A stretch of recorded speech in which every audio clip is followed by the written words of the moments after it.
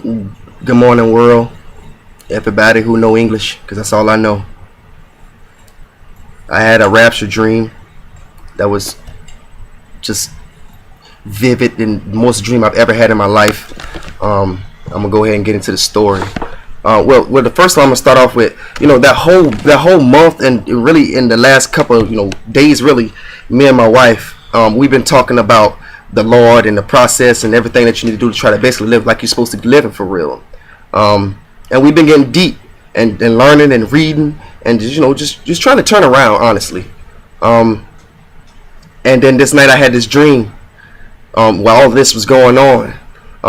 When I started off with the dream, I fell asleep, and just out of nowhere, in my dream, out of nowhere, there was a big tornado cloud. And folks, I know, understand when somebody's telling a dream, you just like, oh, that's a dream. But honestly, though, this was different. This was different. Like I was there. Like my body was there. And it was a big tornado cloud came out of nowhere. I was actually in South Carolina, though I was born and raised at my mom's old house. So I was standing in the front yard, and there was a whole bunch of people standing in the front yard, honestly. And my mama was standing on the porch over there with my parents, my dad and everything.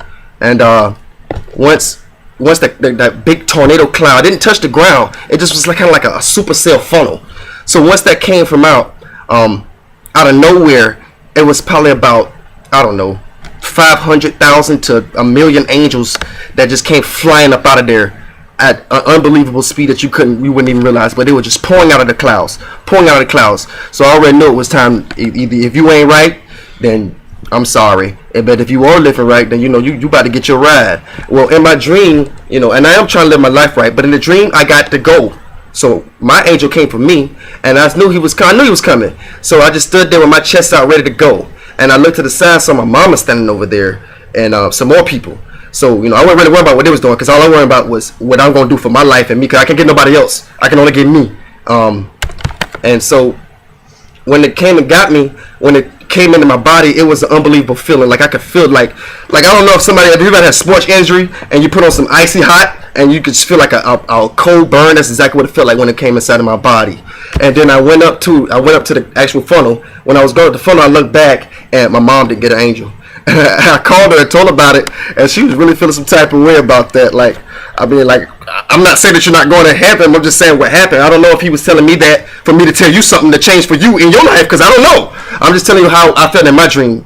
But anyways, so when I get there, and there was this big white room.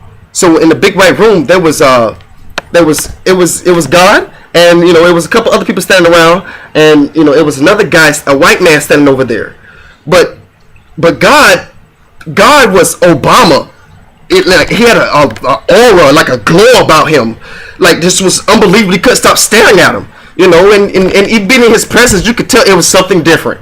But how everybody, and there was this other white man standing over there. So I'm talking to Obama, really, who is God. So he's telling me, you come on with me. And then out of nowhere, this guy, the other white guy, this random guy, come walking over here and was like, "You're going to the wrong guy. I'm your guy. You don't need to be going to him. This is the same guy who's ruining everything that people's talking about. Same guy that people like, he's the Antichrist and this and that, and stuff is happening because of him and all that extra. But then the white man basically, it was stuff he was saying was like the worldly world stuff. So basically, what he did was convince me that's not the right guy, because you're Obama right now, and I don't know. You know what I'm saying? So I went to the other guy, and I made the wrong decision. So I basically, and when I went to the other guy, I just automatically end up back on Earth. So I was scared that morning. I woke up in tears, honestly.